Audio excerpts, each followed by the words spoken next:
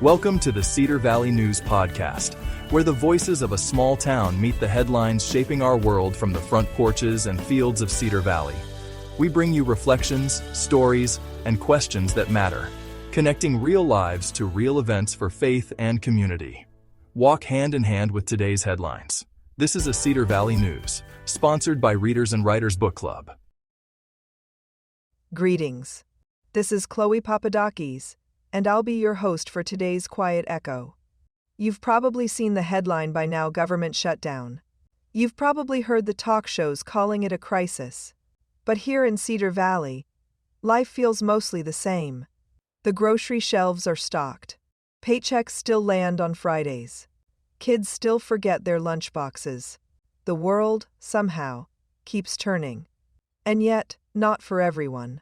That's the quiet truth about these big national storms: they don't hit evenly. Some of us feel the wind only as a whisper. Others, it knocks flat.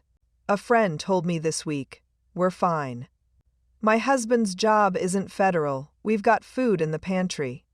However, another friend, a single mother, relies on food assistance to feed her children.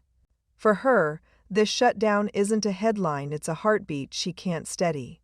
She's the one refreshing her phone for news, praying the delay doesn't stretch into weeks. Both women are part of this town. Both are good and hard-working. And both remind me how differently we can live inside the same country.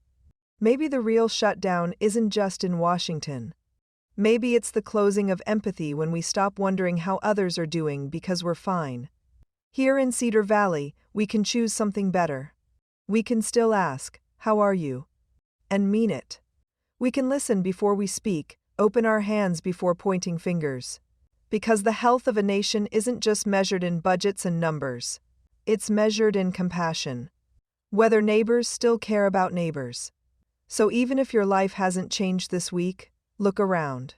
Someone nearby is carrying more than you know. When Washington stalls, compassion doesn't have to. And if that spirit endures, we'll come out of this shutdown with hearts still open. And that's what keeps a community alive. I'm Chloe Papadakis. Thanks for listening to Quiet Echo, the daily podcast of Cedar Valley News.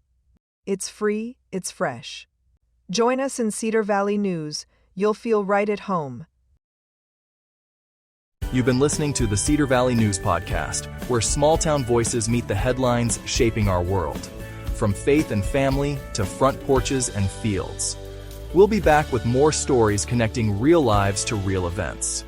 Until next time, keep your porch light on, your faith strong, and your heart open.